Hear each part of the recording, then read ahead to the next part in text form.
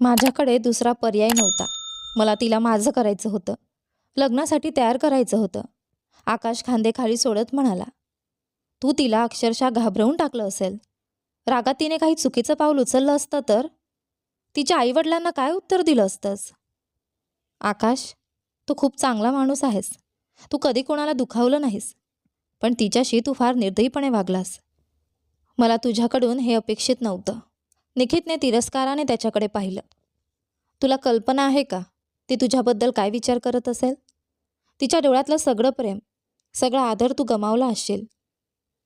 ज्या गुन्हा तू केलास नाहीस त्याची कबुली दिलीस. आयुष्यभर त्याच अपराधीपणात जगशील. तू काहीच केलं नव्हतंस. मग का म्हणालास की तिच्या अवस्थेचा फायदा घेतलास? तू तिच्यावर मानसिक अत्याचार केलास, तेही कमी नाही. निखित कठोरपणे म्हणाला. आकाशला आपल्या मित्राकडून हे अपेक्षित नव्हतं. तू वेडा आहेस, अशक्य आहेस, जा इथून, निखित चुस्कारा टाकत म्हणाला. दोघे काही क्षण शांत उभे राहिले. निखित काय सांगू पाहतोय हे आकाशला उमगलं. तो विचारात पडला. आता काय? त्याने खूप नुकसान केलं होतं. ते दुरुस्त करता येईल का? ती काय विचार करत असेल? लोक काय विचार करतील? हे त्याच्यासाठी खरंच महत्त्वाचं आहे का?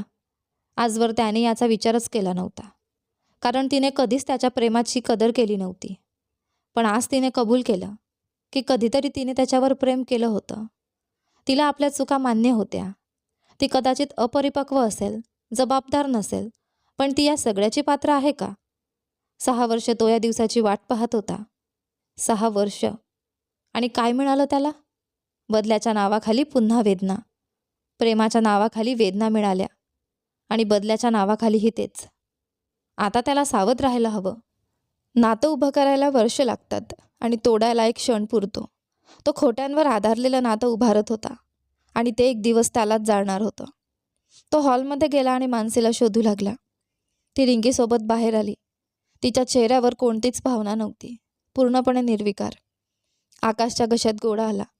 तिच्या चेहऱ्यावरील भाव आता त्याच्यावर इतके परिणाम का करत होते? त्याने तिला खोटं सांगितलं होतं की तिच्या मध्यधुंद अवस्थेचा फायदा घेतला, फोटो काढले, जे त्याने कधीच केलं नव्हतं आणि आयुष्यात करणारही नव्हता. ती त्याला मारून टाकेल तरीही तो असं करणार नव्हता. पण कधीकधी खोटं हे सत्यापेक्षा जास्त प्रभावी असतं. त्याला माहीत नव्हतं, एक दिवस या सगळ्या खोट्यांची किंमत त्याला चुकवावी लागणार आहे. आणि तो दिवस फार दूर नव्हता. आकाश मानसीला त्यांच्या घरी घेऊन आला. मानसीची नजर मात्र त्याच्यावरून हटत नव्हती. तो ते पाहत होता आणि सतत अस्वस्थ होत होता. उतर. घराजवळ पोचल्यावर त्याने हलक्या आवाजात सांगितलं. आकाशला आता स्वतःचाच तिरस्कार वाटत होता, मानसीला दुखावल्याबद्दल. मानसीलाही स्वतःचा राग येत होता, तिच्या अहंकारामुळे आणि मूर्खपणामुळे. दोघेही अशा पापांसाठी पश्चाताप करत होते जे त्याने मुद्दाम केलं नव्हतं. विचित्र, खूपच विचित्र. दोघेही अपराधीपणा नावाच्या एकाच बोटीत बसले होते आणि त्यांची नियती होती प्रेम. किती वादळ अजून येणार होती. ते कसे टिकणार? त्यांचं नातं कसं वाचणार? बघू. रिंकीने मला सगळं सांगितलं. घरात प्रवेश करताना मानसी हलक्या आवाजात म्हणाली. आकाशने घाईघाईने तिच्याकडे पाहिलं. हो, रिंकीने सगळं सांगितलं. त्यांनी तुला कसं त्रास दिला, तुझी स्वप्न कशी चिरडली, ती म्हणाली आणि तिच्या डोळ्यांतून अश्रू ओघळले. तिने त्याला घट्ट मिठी मारली, त्याचा शर्ट पकडत. हो, एक फिक्कट सॉरी. ते हुंदकावरत थांबली. एक साधं सॉरी पुरेसं नाही आणि ही शिक्षा मला मिळायलाच हवी. मी खरंच यासाठी पात्र आहे. तिने त्याचा हात धरला आणि त्याला सोफ्यावर बसवलं. त्याचा चेहरा आपल्या हातात घेतला. आता मला सगळं कबूल करायचं आहे. वेळ आली आहे. कृपया मला चारित्रहीन मुलगी समजू नकोस. मला माहीत आहे तुला असं का वाटलं असेल. त्या रात्री मीच तुझ्यावर पडले होते, दारूच्या नशेत. बरोबर? ती कळवट हसली. मी तुला किस केलं होतं. ती थांबली. मानसी, तसं नाही आहे. आकाशला गैरसमज दूर करायची तीव्र गरज वाटली, पण यावेळी मानसीनेच त्याला थांबवलं. मला बोलू दे, ती विनंती करत म्हणाली, पण तिच्या आवाजात हट्टही होता. आकाश घाबरत गिळगिळीत झाला. मी तुला नाकारलं कारण मी तेव्हा फक्त 20 वर्षांची होते आणि मला बाबांची भीती वाटायची. ती हुंदके देत म्हणाली. मी तुला पैशांमुळे, प्रसिद्धीमुळे किंवा नावासाठी नाकारलं नाही.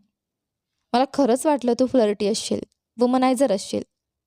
तू माझ्या मागे लागला होतास, फक्त माझ्या. आणि बाबांनी मला सांगितलं होतं की तू मेलास. तुझ्या आठवणींमधून बाहेर पडायला मला 2 वर्ष लागली. मानसी रडत होती. तिची नजर आकाशवर स्थिर होती. आकाशचा घसा कोरडा पडला. त्याने श्वास घेण्यासाठी ओठ उघडले. ती त्याला तिथेच एकटं सोडून निघून गेली, त्याला त्याच्या विचारात हरवून. का मीच? तो आरशात तिचं प्रतिबिंब पाहत पुटपुटला. आता तिच्यापासून काही लपवायचं उरलं नव्हतं. त्याला थोडं हलकं वाटलं. आता त्याला तिच्यासमोर आपली निष्ठा सिद्ध करायची होती. किती विचित्र विडंबन. तो स्वतःशीच हसला. त्याला खूप काही सिद्ध करायचं होतं. आपली प्रामाणिकता, आपली निष्ठा. 6 वर्षांपूर्वी त्यांची दुसरी भेट, कॉफी शॉप. आकाश मानसीच्या आतुरतेने वाट पाहत होता. काही दिवसांनी तिला पुन्हा भेटणार म्हणून तो खूप उत्सुक होता. देवाचे आभार, तिने त्याचं निमंत्रण नाकारलं नव्हतं. त्याने सकाळीच तिला ठिकाण आणि वेळ मेसेज केला होता. तिचं उत्तर आलं होतं फक्त एक अक्षर, के. किती कंजूस आहे ही. एका अनोळखी माणसासाठी काही अक्षरही खर्च करायला तयार नाही. तो मनातल्या मनात हसला. हॅलो मिस्टर आकाश. मानसीने त्याच्यासमोर उभी राहून पोटचुटकी वाजवली. ओठांवर खट्याळ हास्य. हो मिस मन्नू. काळजी करू नकोस, माझी स्मरणशक्ती चांगली आहे, तुझ्यासारखी नाही, तो तिला चिडवत म्हणाला. मानसीने डोळे मिटत मान हलवली. तिने त्याच्याकडे रागाने पाहिलं आणि त्याला पूर्णपणे दुर्लक्ष करत बसली. माझं पुस्तक कुठे आहे? तिने पटकन पुस्तक हिसकावून घेतलं आणि त्याच्याकडे ढकललं. अरे अरे मानसी, नको. त्याने तिचा हात पटकन पकडला. हे पुस्तक एखाद्या मुलीपेक्षा जास्त सुंदर आहे, तो म्हणाला, पुस्तक छातीशी धरत. मानसीने भुवया उंचावल्या आणि थोडी मागे रेलून बसली. अरे बापरे, कुठेतरी वाचलं होतं, लेखक खूप नाटकी असतात, आज खरंच पटतंय, ती म्हणाली आणि अंगठी व मधलं बोट डोळ्यांकडे दाखवत इशारा केला. मॅडम, तुम्ही सगळ्या लेखकांना एकाच मापात मोजताय, स्टिरिओटायपिंग करताय, तो भुवया उंचावत म्हणाला. म्हणजे तुम्ही मान्य करता की तुम्ही खूप नाटकी आहात? ती हसली. सुंदर मुली इतक्या हुशार असतात की त्यांना तथ्य कळतं. मी स्टिरिओटायपिंग करत नाही, फक्त सत्य सांगतोय, तो डोळा मारत म्हणाला. चीझी. ती पुन्हा हसली. कोणतं? हे सँडविच? त्याने टेबलवरच्या सँडविचकडे बोट दाखवलं. तुझ्यासाठी चांगला आणतो. तो वेटरला बोलवायला निघाला. ओ माय गॉड, ती अविश्वासाने मान हलवत म्हणाली. काय? तो हसला. सरळ बोलू शकत नाहीस का? नेहमीच फ्लर्टच का करतोस? यावेळी ती त्याच्याकडे पाहत हसली. तिच्या हसण्याने त्याच्या ओठांवर मोठं हास्य उमटलं. सौंदर्याची स्तुती करायलाच हवी मॅडम, पर्याय नाही, तो भुया उंचावत म्हणाला. मानसीने आश्चर्याने तोंड उघडलं आणि लगेच डोळे मिटले. हे सगळं मला कळत नाही, माझं पुस्तक कुठे आहे? ती बनावट रागाने मूठ आवडून टेबलावर आपटत म्हणाली. माझ्या घरी, तो मुद्दाम हसत म्हणाला. काय? ती पटकन उभी राहिली, रागाने थरथरत. आकाशला मात्र ती खूपच कोळ दिसत होती. बस ना, जाऊ नकोस प्लीज, तो पिल्ल्यासारख्या डोळ्यांनी विनवू लागला. बस ना, सॉरी, तो हसत तिचा हात धरून तिला खुर्चीत बसवू लागला. हा इतका का हसतो? वेडा आहे का? मानसी मनातल्या मनात पुटपुटली. तिच्या त्या पुटपुटण्यावर तो अजूनच हसू लागला. लोक आपल्याकडे बघतायत मानसी, तो हलक्या आवाजात म्हणाला, तिचा हात अलगद ओढत. ती खांदे खाली सोडून बसली, रुसलेला चेहरा करत आजूबाजूला चोरून पाहू लागली. हे घे तुझं पुस्तक. त्याने ते टेबलावर तिच्यासमोर ठेवलं आणि तिचे डोळे लगेच चमकले. थँक्यू, ती पुटपुटली. आकाशला इतक्या हलक्या आवाजात कोणी धन्यवाद दिलं नव्हतं. तरीही तो तिच्याकडे अधिकच आकर्षित होत होता. ती काहीही न बोलता उठली आणि निघू लागली. बस इतकंच? आकाशने खांदे उडवत हात हवेत हलवला. मग काय करू? तुझ्याशी लग्न करू? पूजा करू? ती रुसलेल्या चेहऱ्याने म्हणाली. वा, पहिला पर्याय चांगला आहे, मी कायम तयार आहे मन्नू, तो टेबलावर टकटक करून तिच्या डोळ्यात पाहत म्हणाला. तो खूप आनंदी होता आणि ती ते स्पष्ट पाहू शकत होती. हा हा, फार मजेशीर नाही, फक्त तुझ्या स्वप्नांत, तेही माझ्या मृत्यूनंतर, ती अविश्वासाने मान हलवत म्हणाली. त्याचा हा फ्लर्टी स्वभाव, ती सुस्कारा टाकते. जर मी तुझ्या नशिबात लिहिलेला असेन तर स्वप्नांतूनही माझ्यापासून पळू शकणार नाहीस, तो थोडा गंभीर होत म्हणाला. आणि मृत्यूबद्दल बोलू नकोस, तो उठला, तिच्याजवळ गेला आणि हलक्या आवाजात कुजबुजला. तो आयुष्यात फक्त एकदाच येतो आणि मला खात्री आहे तो आधी मला कवेत घेईल, तुझ्यापर्यंत पोहोचण्याआधी. मानसी कशी प्रतिक्रिया द्यावी हेच तिला कळेना. ती तिथेच गोठल्यासारखी उभी राहिली. त्याचा आवाज, त्याची जवळीक, अचानक आणि अनपेक्षित तो तिच्या डोळ्यात पाहत उभा होता. एका अनोळखी व्यक्तीसाठी कोण असे शब्द बोलेल? तिच्या मनात भीतीची एक लहर उठली. आकाशला जाणवलंच नाही की त्याच्या शब्दांचा तिच्यावर किती खोल परिणाम झाला आहे. ती तिथेच लगेच निघून जावं असंच तिला वाटलं आणि ती वळलीही, कोणताही विचार न करता. आकाशने मात्र काहीच मनावर घेतलं नाही. त्याला नशिबावर विश्वास होता. ते पुन्हा त्यांना भेटवेल याची त्याला खात्री होती. तिला कदाचित त्याचे शब्द, त्याचा हेतू समजण्यासाठी ती अजून अपरिपक्व होती याचा त्याने विचारही केला नव्हता. तिने मात्र ठरवलं, तो खूपच नाटकी आणि अति फ्लर्टी आहे. त्याच्याबद्दल जास्त विचार करायचा नाही. तिच्यासाठी त्याचे शब्द फक्त झिझी, स्वस्त वाटले. पण त्याने जे बोललं ते त्याच्या मनाच्या तळापासून होतं. दोघांनाही ठाऊक नव्हतं त्यांची तिसरी भेट कधी आणि कुठे होणार आहे. मानसी घाईघाईने थिएटरकडे चालली होती आणि नेहमीप्रमाणे पुन्हा त्याच व्यक्तीला धडकली, आकाशला. ती एकाच वेळी उत्सुकही होती आणि चिंतेतही. स्वप्नाने तिला आग्रह करून अंजलीच्या NGOमध्ये स्वयंसेवक म्हणून सहभागी व्हायला लावलं होतं. मानसीकडे दुसरा पर्याय नव्हता. आकाश? अरे देवा, ती नेहमी यालाच का धडकते? ती चिडली आणि वर बघितलं. तो इथे काय करतोय? तिच्या मनात कुतूहल दाटलं. त्यांची ही तिसरी भेट होती. फक्त आठवडा झाला होता. पण तिने त्याची आठवण काही वेळा काढली होती. त्याचे शब्द, त्याच्या चीजी ओळी. मानसी? तो डोळ्यात चमक घेऊन हसला आणि यावेळी तीही हलकसं हसली. त्याला खरंच आश्चर्य वाटलं. वा, तो तिच्या हसण्याकडे पाहत सुस्कारा टाकतो आणि आजूबाजूला नजर फिरवली.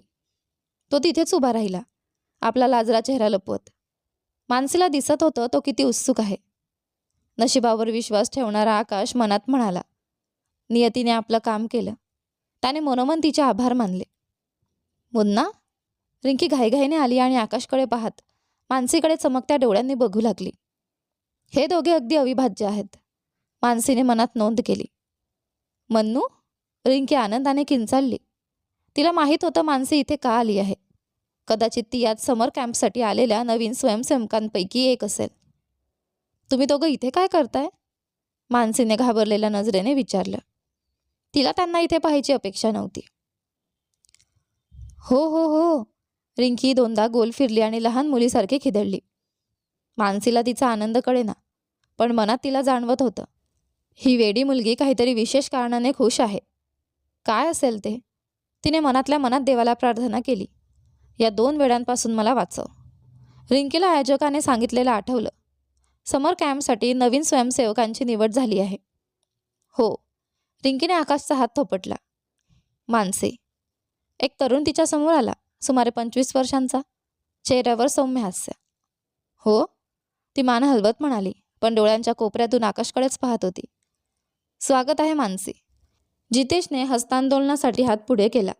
तिने त्याचा हात हातात घेतला आणि हलकसं हसली. मी जितेश, या कार्यक्रमाचा आयोजक, तो म्हणाला. ही मानसी, आपली नवीन पब्लिसिटी डिझायनर, जितेशने आकाशकडे पाहत हसून सांगितलं. मानसीने पटकन आकाश आणि रिंकीकडे वळून पाहिलं आणि निराशेने सुस्कारा टाकला. NGO रस्त्यावरच्या मुलांसाठी कॅम्प, नाट्यप्रयोग आणि क्रीडा उपक्रम आयोजित करत होती. अंजलीला असा कोणी हवा होता जो त्यांच्या कामाचं प्रसिद्धीकरण करेल, जेणेकरून अधिक निधी गोळा करता येईल. ते मुलांना दत्तक घेतात, त्यांची काळजी घेतात. मानसी पुढील 6 महिन्यांसाठी या समर कॅम्पची अधिकृत पब्लिसिटी डिझायनर असणार होती. आकाश आणि रिंकी दोघेही एकाच अनाथाश्रमात वाढले होते. ते विविध NGOशी जोडलेले होते, जे अशा मुलांसाठी काम करतात. जितेशने मानसीच्या चेहऱ्यावरील भाव टिपले आणि आकाशची ओळख करून दिली.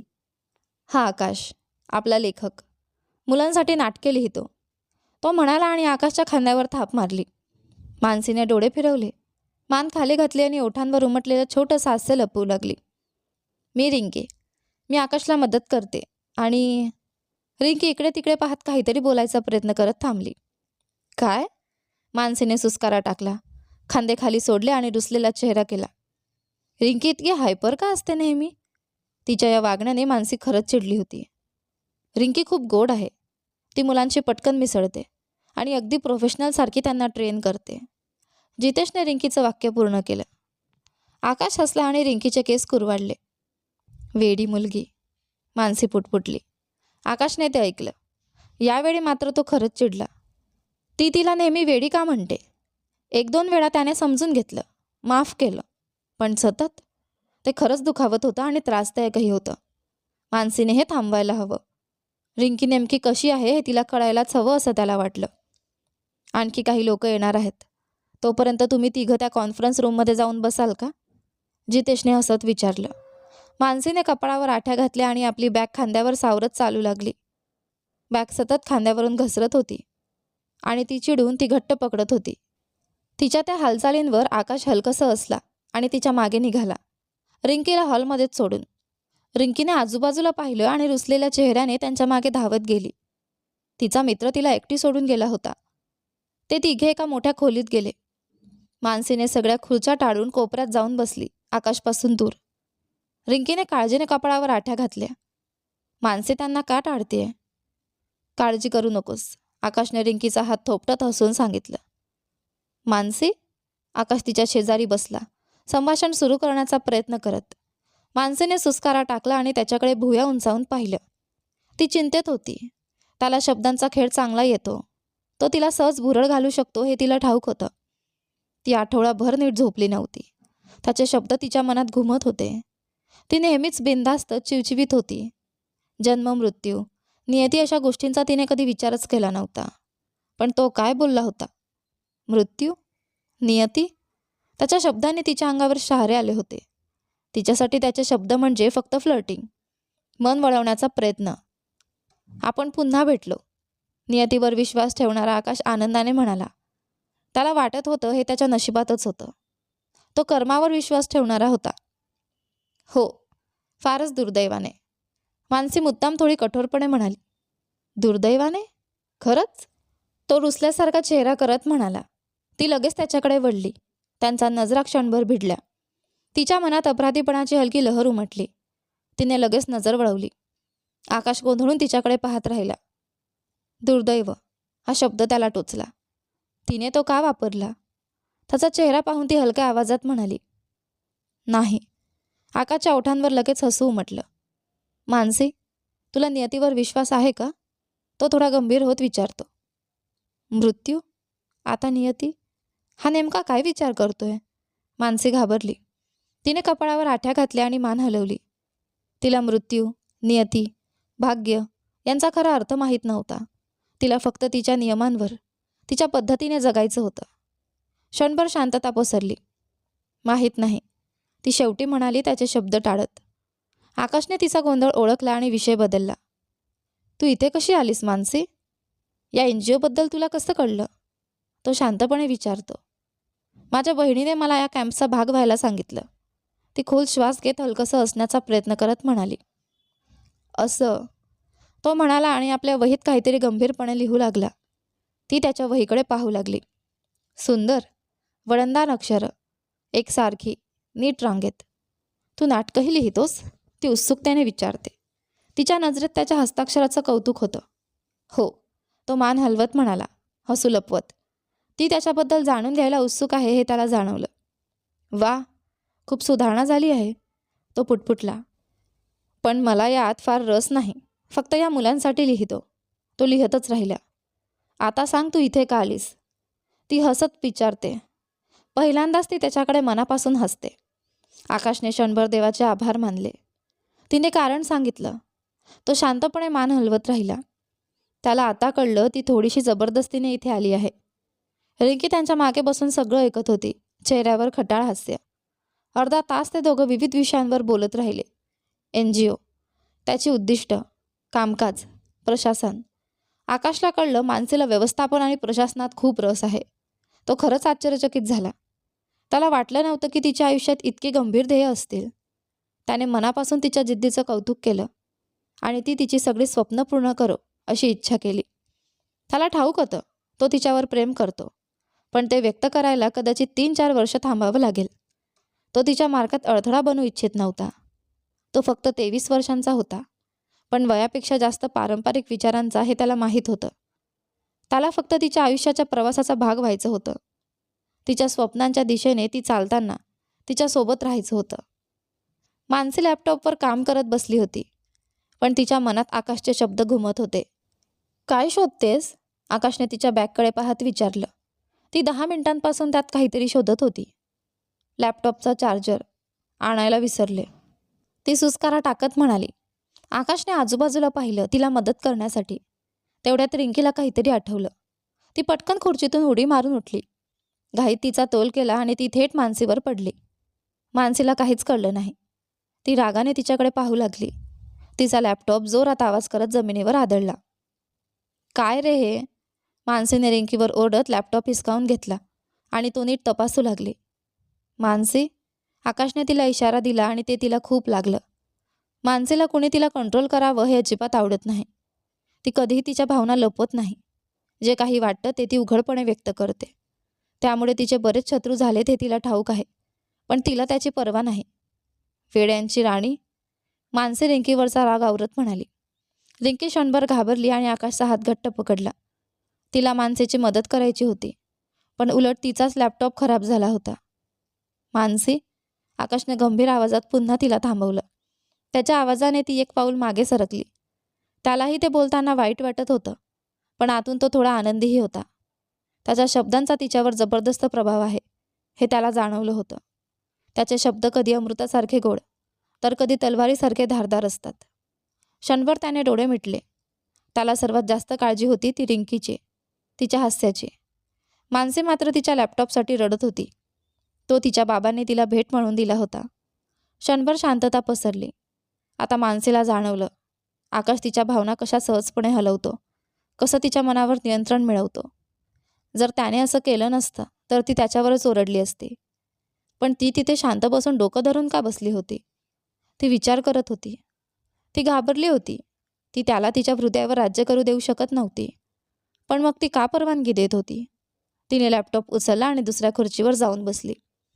थोडा वेळ आकाश आणि मानसी दोघेही शांत होते. बाकीचे लोक आले आणि कॅम्पबद्दल मीटिंग सुरू झाली.